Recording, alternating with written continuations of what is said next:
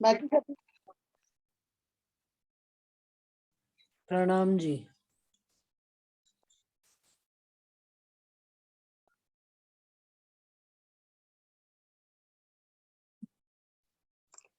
प्रणाम जी दीदी। शुरू करिए। प्रणाम जी। प्रणाम जी।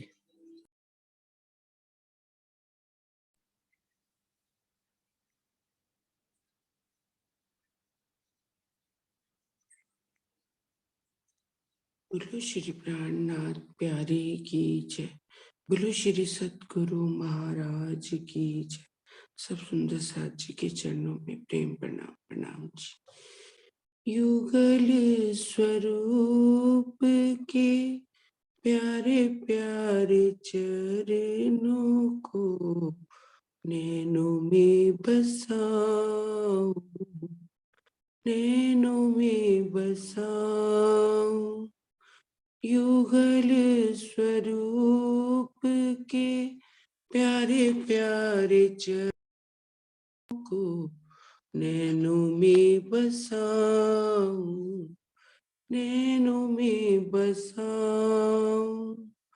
आनंद मंगल करने वाले, आनंद मंगल करने वाले, इन चरणों पर वारी वारी जाऊं, इन चरणों पर वारी वारी जाऊं।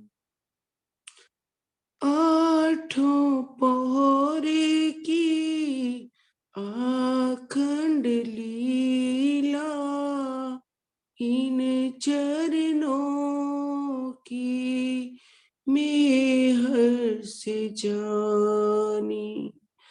आठों पहरे की आखंड लीला, इन चरणों की मेहर से जानी।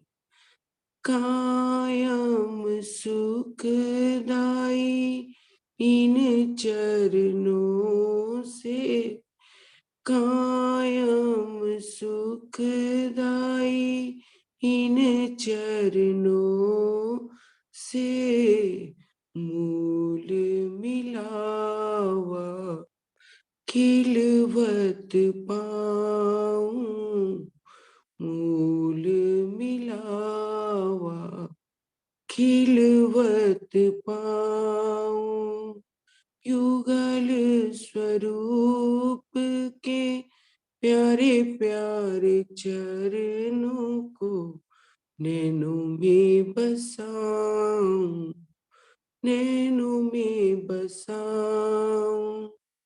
निस्बत वाली आत्म चाहे यूं ही पड़ी रहूं, इन चरणों में।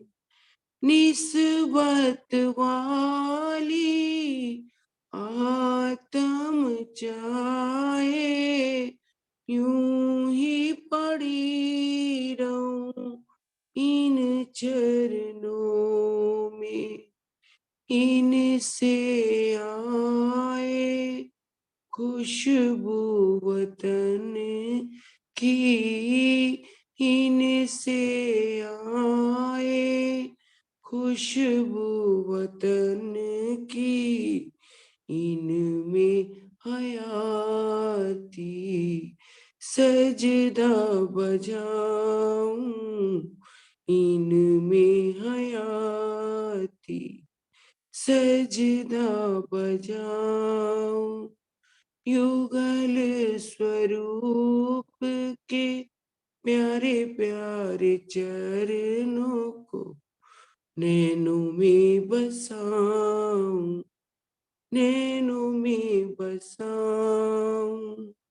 अव्वल में हर जोश इलम और दर्शन चितवन इनकी बदौलत, हावल में हर जोश इलम और दर्शन चितवन इनकी बदौलत, बातूनियों में अर्शे आनंद, बातूनियों में अर्शे आनंद, पाऊं तो इन चरणों से पाऊं, पाऊं तो इन चरणों से पाऊं।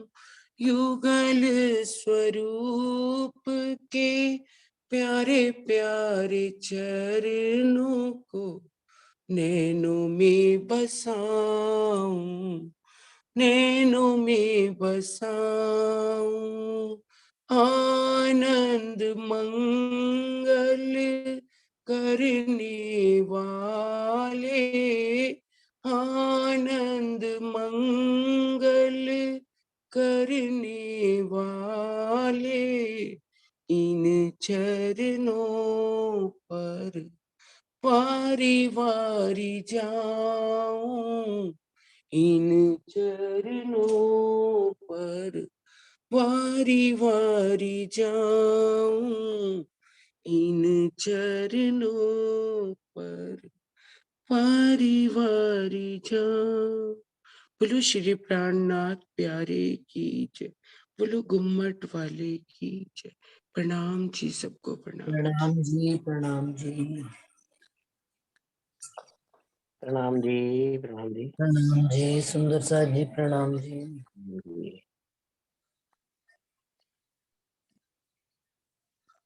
बोलिए श्री प्राणनाथ प्यारे की जय, बोलिए श्री सतगुरु महाराज की जय, समस्त सुंदर साथ की जय। श्री बंदो सतगुरु चरण को करूं सुप्रीम प्रणाम, अशुभ हरण मंगल करन धनी श्री देव चंद्र देव। श्री प्राणनाथ निज मूलपति, श्री महराज सुनाम, तेज कुंवर श्यामा युगल जी को पल पल करूं प्रणाम, पिया जी को पल पल करूं प्रणाम। प्रथम लागू दो चरण को, धनिये न छुड़ाइयो खिन, लाख तली लालड़िया मेरे जीव के जीवन, मेरे जीव के जीवन। प्रणाम जी सुंदर साथ जी। सब सुंदर साथ का मुझे आदेश हुआ है श्रृंगार चर्चा करने का। सुंदर साथ जी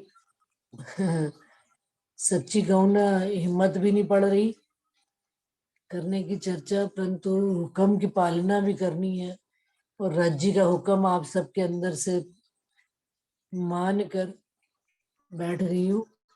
अब जैसा राज्य महाराज कहलवाएंगे उनके आदेश से जो भी बात कही जाएगी। श्री कुलजम स्वरूप निज नाम, श्री जी साहेब जी अनादि अक्षरातीत, सो तो अब जाहिर भय सब विध वतन सहित। श्रृंगार श्री किताब महाश्रृंगार की जो हुक्मे वर्णन किया, मंगलाचरण। सुंदर साथ जी श्रृंगार किताब जो है राज्य महाराज के मुखार बिंद से, जैसे सारी किताबें शुरू से वर्णन आती चली जा रही है कि कौन सी किताब किस अंग का वर्णन करती है, क्योंकि 14 अंग मिलकर धनी का संपूर्ण स्वरूप को खड़ा करते हैं, तो उनमें से मुखारविंद जो है, श्रृंगार किताब को रज्जी का मुखारविंद कहा गया है, क्योंकि चेहरा ही दर्पण होता है दिल का। और रज्जी महाराज तो इश्क के ही स्वरूप है, उनके अंगों अंग में इश्क ही इश्क झलकता है, उनके दिल में भी इश्क है, उनके मुख पर भी इश्क है, उनका नख से लेकर शिख तक इश्क का ही स्वरूप है।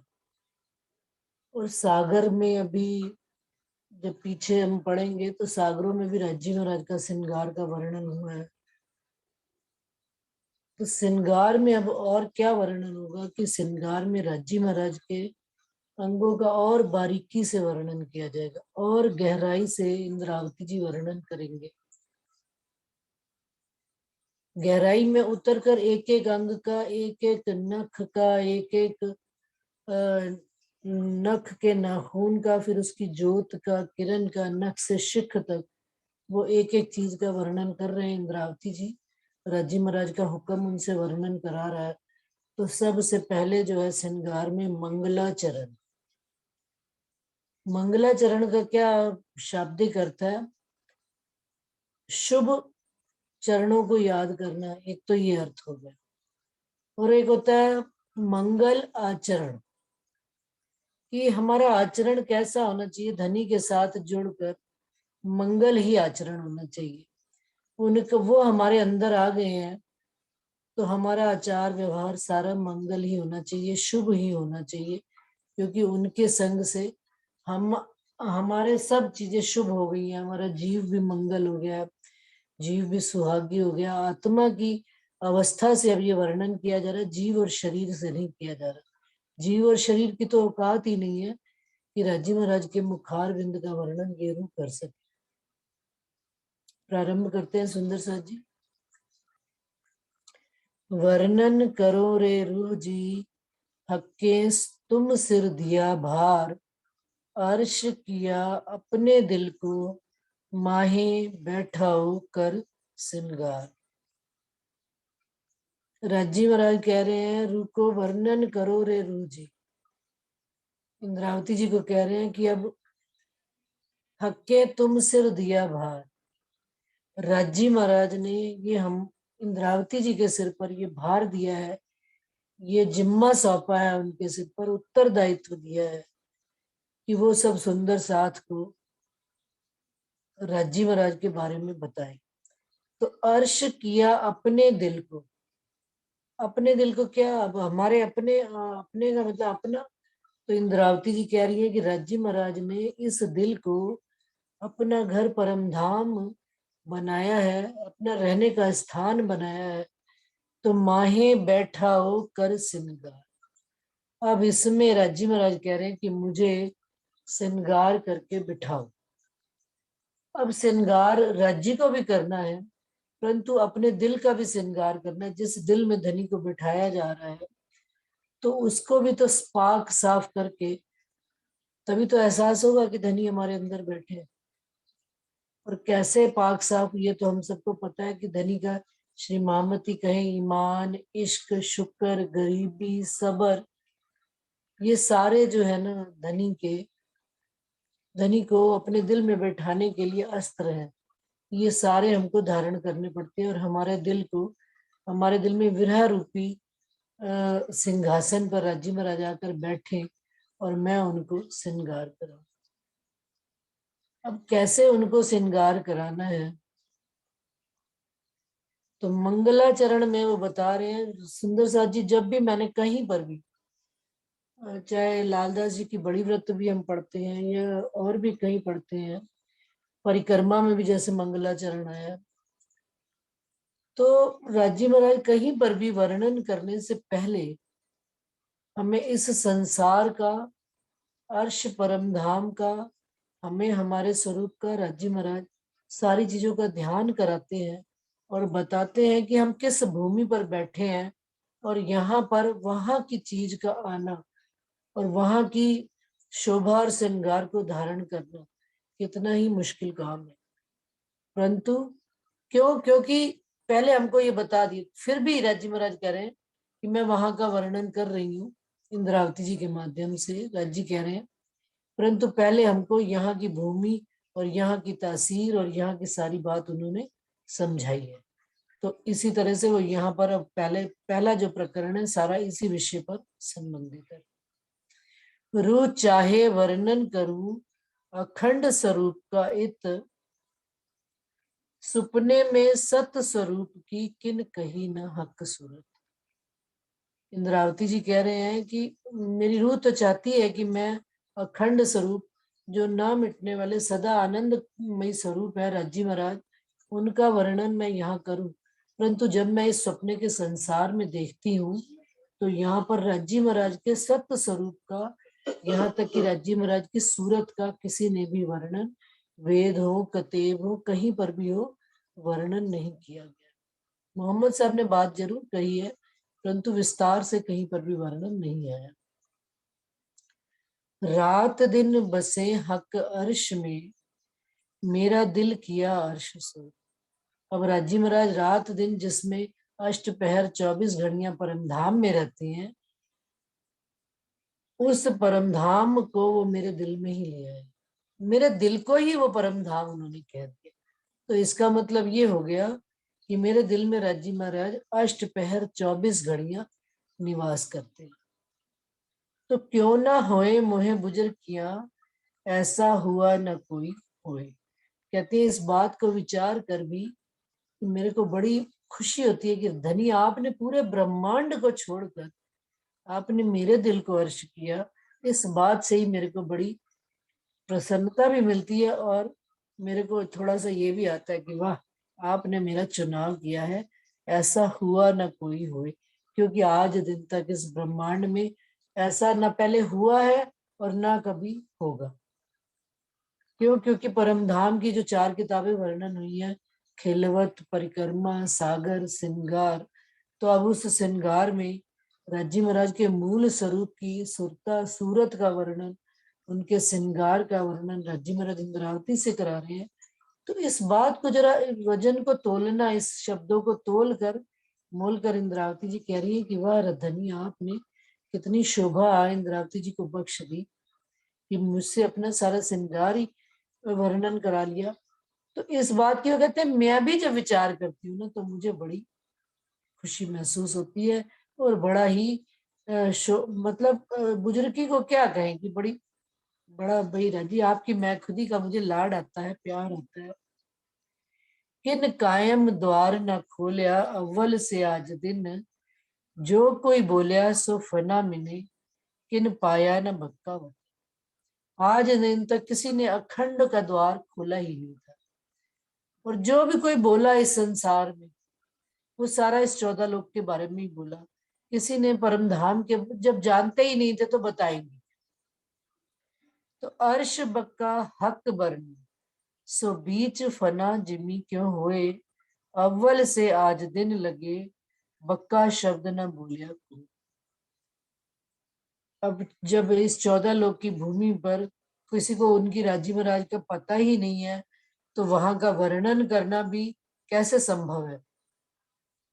और जो आज दिन तक बोले भी हैं लेकिन बक्का शब्द न बोलिया कोई, अखंड घर परमधाम की बात किसी ने भी संसार में नहीं बोली। ये चेतन कहावे झूठी जी, कितना सुंदर सा जी, कितना मतलब संसार कितना उलट चल रहा है। देखिए चौपाई में बता रहे इंद्रावती जी, ये चेतन कहावे झूठी जिमी, सो सब जड़ तू जान, जो थिर कहावे अर्श में, सो चेतन सदा परवान। अब कह रहे हैं ये जो 14 लोग, ये संसार जो हम तुम सब चेतन कहला रहे हैं, जिनमें हम जान कहते हैं, चेतन कहते हैं, परंतु हकीकत में देखा जाए इस झूठी जिमी में ये सब क्या है? जड़ है, मिट जाने वाले हैं, नाशवान है। और जो परमधाम में जिसको हम जड़ कहते हैं, यानी जो परमधाम में अर्श मोहलाते हैं, मानिक पहाड़ है, पुखराज पहाड़ है, जो वस्तुएं हैं वो भी वो कहते हैं वहां पर सो चेतन सदा परवान। वहां की जड़ वस्तु भी चेतन है और संसार में जो चेतन वस्तु है वो भी जड़ ही है। कहने का मतलब ये है कि जिसमें जान है वो भी एक दिन खत्म हो जाने वाला है और 5 तत्व में मिलकर जड़ ही हो जाएगा। और परम धाम में कोई भी चीज जो जड़, जिसको हम संसार में जड़ कह रहे हैं कि भाई ये पहाड़ खड़ा है, तो लेकिन परम धाम में वो भी चीज चेतन कही गई है। यानी उनमें भी वहां की एक एक कण में भी राजी महाराज का चेतन तत्व मौजूद है। ये झूठी रवेशें और हैं और अर्श में और न्यामत, एक किया निमूना अर्श जानने पर बने ना तफावत। अब वो कहते हैं संसार का जो चलन है वो कुछ और तरह का है और परम धाम में कुछ और तरह की नियामतें है। संसार का परम धाम में कोई मिलान नहीं है, कहीं पर भी किसी चीज को हम यहाँ से मिलाकर बता नहीं सकते, क्योंकि यहाँ का चाल चलन ढंग सब कुछ जुदा है और परम धाम की नियामतें सब कुछ यहाँ से जुदा है।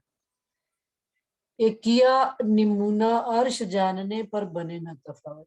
अब कहते हैं जो 14 लोक है इसका निमूना राज्य महाराज ने इसलिए बनाया कि हम परम धाम की साहिबी और परम धाम का स्वरूप जान सके, पर बने न तफावत, परंतु इन दोनों का कहीं कोई मुकाबला है ही। सतलोक मृतलोक दो कहे और स्वर्ग कहा अमृत, जो नीके किताबें देखिए तो ये सब उड़सी रस।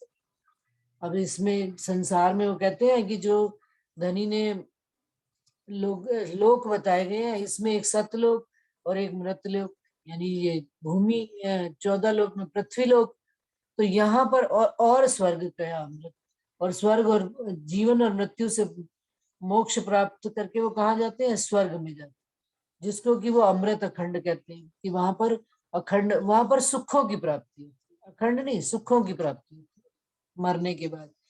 तो वो कहते हैं यदि इन नीचे किताबों को यदि विचार करें, इनके ही वेद पक्ष को, तो वेद हो या कतेब हो, तो यही कहते हैं कि ये 14 लोग जो है नाशवान है। किसमें? जब महाप्रलय हो जाएगी तो ये सारे उसमें उड़ जाएंगे। तो बताइए जो ये स्वर्ग को भी कह रहे हैं वो भी उड़ जाएगा, तो अब परमधाम का यहाँ पर चेतन और अखंड और आनंदमय चीजों का वर्णन इस 14 लोक में किससे राज्य महाराज मिलाए, तो हमको तौल मोल करके बता रही है कि कहाँ का वर्णन करना है और किस जिम्मी पर हम बैठे हैं। इन झूठी जिम्मी में कहत हो साच झूठ है दोए, जब आगू अरश के देखिए तब इनमें न सांचा कोई। अब झूठी जिम्मी में कहते हैं ये सच्चा, ये सच चीज है, ये झूठी चीज है, लेकिन यहाँ की सच वस्तु को भी यदि मैं परमधाम के आगे रख कर मिलान करती हूँ तो यहाँ की सत्य वस्तु भी उसके सामने सत्य नहीं है, वो भी झूठ का ही स्वरूप हो जाती है उसके सामने मिलान। जैसे यहाँ के बहुत बड़े हम लोग देखिए, छोटा सा हीरा भी नाक में पहन लेते, इतना सा कण की भरा हीरा भी, लेकिन वो कहते हैं हीरा भी परमधाम की किसी वस्तु से मिलान के लिए काबिल नहीं है, क्योंकि वहां की तो रेती भी इतनी अच्छी है परम धाम की कि जब पैर रखे तो रेती भी चेतन है, रेती भी हीरे के माफक है, परंतु ये हीरा पत्थर कहला रहा है, वहां पर वो चेतन कहला रहा है, वो धनी का स्वरूप ही कहला रहा है। तो कहते हैं यहाँ से वहां का मिलान मैं कैसे करूं, यहाँ की सब चीजें झूठी। अर्श हमेशा कायम ए दूनी न तीनों काल, हुआ है न होसी तो क्यों दीजिए हर्ष मिसाल। अर्श परम धाम हमेशा अखंड आनंदमय अवस्था है, और दूनी ये जो 14 लोक है, और तीनों काल भूत भविष्य वर्तमान, तीनों में कोई भी चीज स्थिर रही नहीं है, सब कुछ खत्म हो जाता है। हुआ है ना हुए सी, ना पहले यहाँ कुछ अखंड हुआ है और ना आगे होगा, तो क्यों दीजिए अर्श मिसाल। तो यहाँ की चीजें धनी के अर्श से परमधाम से कैसे मिसाल मिलान करके दी जा सकती है। ये बारीक बातें अर्श की इत दिल जुबा पहुंचे ना, ये हुक्म कहावे हक का इल्म हुक्म के माही। अब जो बारीक बात वो कहते हैं, यहाँ जो परम धाम की एक बारीक से बारीक बात जाननी है, तो वहां पर तो यहाँ का दिल और जुबा, अगर राजी महाराज अपनी मेहर और कृपा से अनुभव भी करा दे, अनुभव होने के बावजूद भी ये दिल और जुबा उसका उस तरह से पूरा एग्जैक्ट वर्णन नहीं कर सकता है, ये यहाँ की जुबा पहुंच ही नहीं सकती है। लेकिन जितनी बातें भी इंद्रावती जी कह रहे हैं, कहलवा रहे हैं, धनी का, राज्जी महाराज का हुक्म आया बैठा है उनके ऊपर कि राज्जी का श्रृंगार इस संसार में वर्णन करना, और हुक्म के अंदर ही, राज्जी के हुक्म के अंदर ही इलम है। हुक्म राज्जी का स्वयं का ही स्वरूप है, उनके अपने ही दिल का स्वरूप है। उन्होंने जब हुक्म आ गया तो हुक्म के साथ इलम भी तो रज्जी का ही स्वरूप है। सुंदर, इलम कौन सा कोई जुदा है? रज्जी महाराज यदि इश्क का स्वरूप है तो इलम का स्वरूप भी वो खुद है, पूरा सागर लेकर बैठे हैं। हुक्म का भी स्वरूप वो खुद है। तो यदि उन्होंने किसी भी संसार में, हम सबके साथ भी है, इंद्रावती जी को यदि वाणी कहने का हुक्म हुआ तो हमारे साथ भी होता है कि यदि धनी का किसी बात के लिए भी हमारे ऊपर हुक्म आ जाता है, हमारा जीव और शरीर उस बात को पकड़ नहीं पा रहा है उस हुक्म को, लेकिन धनी साम दाम दंड भेद करके जुगत लड़ाकर हमको वो हुक्म समझाते हैं, और वो हुक्म ही हमसे वो काम करवाकर ले जाता है। ये हमने सबने अपने जीवन में अनुभव किया होगा। सत सुख कई स्वरूप में, कई आनंद आराम, कई खुशहाली खूबियां, अंग छूटे न आठों जाम। अब कहते हैं राज्जी महाराज के तो सुख स्वरूप में अनेक जितने भी सुख है वो सारे सत्य ही सत्य है, और आनंद भी बहुत है, और आराम भी राज्जी के ही सुखों में आता है, और कई खुशहाली खूबियां, और कई खूब खुशहालियां, आनंद मंगल राज्जी के ही सुख में, राज्जी के ही स्वरूप में है। तो अंग छूटे न आठों जाम। और जब हमको सुख मिलना प्रारंभ हो जाता है सुंदर साथ जी, आनंद मिलना शुरू हो जाता है, तो फिर वो आठों याम जो है ना हमारे अंग, उन्हीं के ख्याल में, उन्हीं के याद में बने रहते हैं। अर्श सबे है चेतन, हर चीज में सब गुण, सब न्यामते एक चीज में कमी न माही। अपूर्ण परम धाम 25 पक्ष चेतन तत्व से बना हुआ। संसार किससे बना हुआ है? जड़। ये 5 तत्व जो है जड़ तत्व है, और परम धाम नूर तत्व से बना हुआ, और हर चीज में सब गुण। यदि आप वहां की कोई भी बारीक से बारीक चीज भी उठा लोगे, एक हीरा उठा लोगे, एक माणिक उठा लोगे, कोई एक नग उठा लोगे, कोई और 5 है कुछ भी, तो कहते हैं वो सारे चेतन ही, वो बोलने लग जाते हैं। धनी को जब ये अब हम आगे पढ़ेंगे श्रृंगार, तो जब धनी को रूहें श्रृंगार कर पहनाएंगी तो वो जो अंग के लगते हैं राज्य के, तो वो जवेरात भी कहते हैं। धनी मेरी शोभा तो दुगनी बढ़ गई जब आपने मुझे धारण किया। अब ये हमने इसमें आगे पढ़ते चलेंगे कि वो जवेर क्या है, वो राज्य की पाग क्या है, राज्य के चरण कमल क्या है, राज्य के वस्त्र भूषण क्या है, राज्य ने कैसे कैसे 5 हार पहने हुए हैं, 7 हार पहने, वो सारे जाहिरी हैं या उनका इस संसार में बातून का भी कोई अर्थ है। तो वो सारी चीजें, और कैसे राज्जी महाराज का स्वरूप खड़ा होता है, कैसे उनका श्रृंगार खड़ा होगा, ये अपन इसका आगे धीरे धीरे वर्णन करते चले जाएंगे। अब हर चीज में सब गुण, सब न्यामते एक चीज में, और एक चीज जो भी हमने उठाई है परम धाम की, वो कह रहे हैं उसके अंदर परम धाम की ही सारी नियामतें हैं, राज्य की सारी नियामतें हैं, वो अपने आप में ही संपूर्ण है। एक से एक चीज निकली, तो ऐसा नहीं है कि राज्य ही संपूर्ण है, श्यामा जी संपूर्ण है, या रूहें संपूर्ण, नहीं, परम धाम की सारी चीजें ही अपने आप में संपूर्ण है। कमी न माहे किन, उनके अंदर किसी तरह की कोई कमी नहीं है। इन झूठी जिमी में वर्णन, सत्य स्वरूप को कहो न जाए, कबू किन कानो ना सुनी, तो सो क्यों जीव हृदय समय। अब इस 14 लोक की जिम्मी में वर्णन करना है जहां पर कोई भी चीज पूर्ण नहीं है। सुंदर सा संसार में हर चीज अपूर्ण है। उनकी ये रचना जो है ना मनुष्य, ये भी अपूर्ण है। कैसे अपूर्ण है? कह देते हैं ना भाई इसमें ये अवगुण आ गया, इसमें ये अवगुण आ गया, ये गुण बढ़ जाता तो शायद इसकी शोभा और हो जाती। तो कहते हैं ऐसी झूठी जिम्मी में जहां पर कोई चीज पूर्ण नहीं है, और इस झूठी जुबान से, इस झूठी जिम्मी में वर्णन उस पूर्णता का करना है, इस अपूर्ण शरीर अपूर्णता से। तो कहते हैं सत्य स्वरूप को कैसे वर्णन किया जाएगा, और फिर कभी किसी ने इस संसार में इस कानों से सुनी भी नहीं वो बात। तो वो बात हमारे जीव के हृदय में कैसे समा जाए। ये वाला जीव, ये शरीर का हृदय नहीं, वो कहते हैं जीव का हृदय। जीव जो चेतन तत्व हमारे अंदर बैठा हुआ है, इतना कछुए के पांव के बराबर कहा गया, उसका भी स्वरूप दिखता नहीं है। उसके हृदय, हृदय का क्या मतलब है सुंदर साथ जी? हृदय से क्या होता है कि कोई भी चीज हमारे दिल में भा जाती है ना, तो वो ता जिंदगी छूटती नहीं, उसको हम सहेज कर। साधारण सी बात है, हमारे पास ज्वारात, ये ज्वेलरी होती है, हम महिलाओं की एक कमजोरी कही जाती है कि श्रृंगार की कोई भी चीज होती है, ज्वेलरी होती है। मुझे कोई भी अपनी ज्वेलरी पसंद है, या मेरे माँ बाप ने दिया, या मैंने अपने खुद बनवाई है, या पति ने दी है, ससुराल पक्ष, वो ज्वेलरी है ना, जो हम चाहे एक है, चाहे दो है, चाहे चार है, चाहे छह है, क्योंकि बड़ी प्रिय है, तो उसको कितना हम संभाल कर रखते हैं कि मेरे दिल के भाई वो तो मेरा, अगर कभी जरूरत पड़ जाए ना भाई सब कुछ दे देंगे हम, वो नहीं। क्यों? क्योंकि वो मेरे को मेरे माँ बाप ने दिया, मेरे संसार, एक कहने की बात है। तो वो क्या है कि वो अंतिम समय तक वो दिल में रह जाती है बात। तो कहते हैं अब हृदय में कैसे, जीव के हृदय में कैसे, ये तो शरीर की प्रकृति है।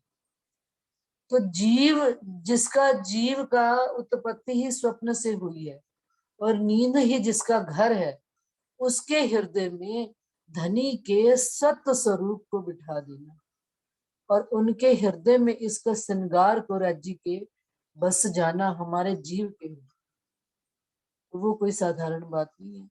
और जबकि संसार में किसी ने सुनी भी नहीं। ए लीला जाने सृष्ट ब्रह्म की, जाए पहुंचिया होए तारतम, ये दृष्ट पूर्ण तब खुले, जाए अव्वल आखिर इलम।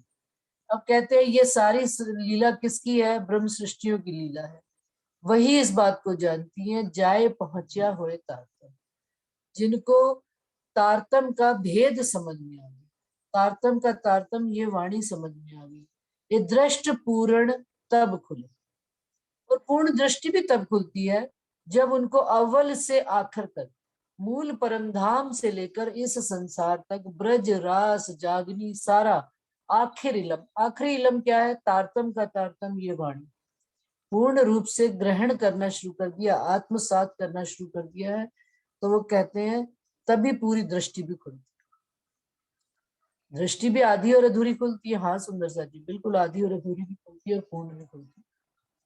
एक दृष्टि तो हमारी ये संसार की दृष्टि है, ये सामने तक ही जा रही है, ये दृष्टि दृष्टि नहीं कहलाती, ये तो नजर है पांच तत्व की शरीर को देखने के लिए दे दी। दृष्टि है ज्ञान की दृष्टि। वो जब आत्म के चक्षु खुल जाते, जीव के चक्षु खुल जाते कि भाई इस संसार में 14 लोक में मेरा कोई नहीं, ये ज्ञान है, हकीकत का ज्ञान। हम जिनके साथ रहते हैं या जो हमारे साथ रहते हैं, हमारी उनकी उनकी आवश्यकताएं और हमारी आवश्यकताएं सिर्फ स्वार्थ की आवश्यकता है। वो हमारा भरण पोषण कर रहे हैं, हम उनका भरण पोषण कर रहे हैं, परंतु बीच में राज्य ने जो मोह डाल दिया इस 14 लोक में, मोह तत्व ऐसा है कि इस तत्व से सारी चीजें उत्पन्न हो रही है। संसार का प्रेम भी, प्यार भी, इश्क भी, जो ये दुनिया के, और हमारी सारी, हम जुड़े हुए हैं एक दूसरे से मोह के बंधनों से। तो ये मोह के बंधन जीव को जब ये हकीकत का ज्ञान हो जाए कि मेरे तो केवल धनी ही हैं, जिनको जानकर समझकर मैं इस 14 लोक से तो पार हो ही सकती हूँ, आवागमन से भी पार हो सकती हूँ, प्लस ये तो एक प्रारंभिक ज्ञान है आवागमन से पार होना, लेकिन इसके बाद जो धनी हमारे जीव को उन अखंड सुखों को दे रहे हैं, सुंदर सा वो अखंड सुख जो इस संसार में कभी किसी ने सुने नहीं। ये इंद्रावती जी के लिए बात नहीं है, क्यों ना हो मोहे बुजुर्ग की, ये हमारे लिए भी बुजुर्ग की है। हमें भी ये बात बड़ी सुकून देती है कि धनी आपने लाखों करोड़ों जीवों में से छोड़कर आपने हमारा चयन किया अपनी लीला के वास्ते। आप हमारे इस तन पर आकर बैठे, पांच तत्व के तन पर, इस अपूर्णता वाले तन में बैठकर आप अपनी पूर्ण स्वरूप की बात हमारे मुख से कहलवाते हो, तो धनी ये बात भी बड़ी सुख देती है। और पूर्ण इलम, यही पूर्ण इलम है, पूर्णता को प्राप्त होना, कि भाई हमें हमारी औकात पता है और धनी की शोभा और श्रृंगार को इस औकात से वर्णन करना संभव नहीं है। सुंदर साथ ये तो उनका हुक्म ही आ जाता है तो वो वर्णन करा के ले जाता है। कहे वेद विराट कछुए नहीं, जैसे आकाश फूल, ये 14 तबक जरा नहीं, ना कछु डाल हम। अब क्या कह रहे हैं कि वेद कहता है 14 लोग जो है ना विराट इस संसार में कुछ भी नहीं है। जैसे आकाश में हम फूल उगाना चाहें तो क्या फूल उगता है? तो कहते हैं इसी तरह से वेद कहते हैं विराट की कोई औकात नहीं है संसार में, उसका मतलब वही नहीं है, स्वरूप ही नहीं है। ये 14 तबक जरा नहीं, ये 14 तबक इतना सभी नहीं, ना इसके कोई डाल है, ना पत्ती है, ना मूल है, ना इसका, इन 14 लोग का कहीं पर भी समझ ही नहीं आता कहाँ से उत्पन्न हुआ और कैसे। कतेबे कतेबे भी यो कया 14 तबक है जोए, एक जरा नजरों ना वही जाके टूक न होए। तो वे तो कहते ही कहते हैं, कतेब भी यही बात कहते हैं कि 14 तबक का कोई मूल नहीं है। ऐसा 14 तबक का नमूना क्यों हक को दिया जाए, ये शब्द झूठी जिमी का क्यों सकिए अर्श पहुंचाए। शब्द जितने हैं सुंदर साथ जी 7 शून्य तक के, सारे गम पा धानी, सारे शब्द तो यहाँ पर खत्म हो गए। तो कहते हैं परम धाम तक कैसे पहुंच पाए, ये तो 14 लोक में ही खत्म हो। और वर्णन कहाँ का करवाना उन्होंने? परम धाम का। और नमूना मिसाल किसकी दी जा रही है इस 14 तबक की? तो कहते हैं ये बात भी मेरे को बड़ी हैरानगी देती है कि ये जो शब्द है झूठी जिमी की, ये कैसे अर्श तक पहुंचेंगे और अर्श की शोभा को शब्दों में बांध कर कैसे लाएंगे, समझ में नहीं आता। कहीं न जाए शोभा इनमुख, ना कछु दई जाए साख, एक जरा हरफ न पहुंचिए, जो शब्द कहिए कई लाख। कहते कितना भी वर्णन करूं, एक इतना सा भी मेरा जो हरफ है ना वहां तक पहुंचता नहीं। ना अर्श बका किन देखिया, ना कछु सुनिया कान, तरफ भी किन पाई नहीं, तो करे सो कौन बयान। कहते कौन बयान कर सकता है जिसने उस तरफ का राह मार्ग ही नहीं पाया, कभी दिखाया ही नहीं 14 लोग से आगे किसी ने मार्ग। एक कया अर्श अजीम, दूसरा सदर तुल मुंतहा, तीसरा कया मलकूत जो अर्श फरिश्तों का। अब दुनिया वाले तो कहते हैं, कतेब में तो ये बात कही है, एक अर्श अजीम है, एक अक्षरधाम है, एक परम धाम है, एक अक्षरधाम है, एक बैकुंठ है जो अर्श फरिश्तों का, यानी कि जो देवी देवताओं का अर्श है मलकूत, बैकुंठ को कहा गया। ये तीनों अर्श मुक्त थे कहे पर बेवरा ना पासे।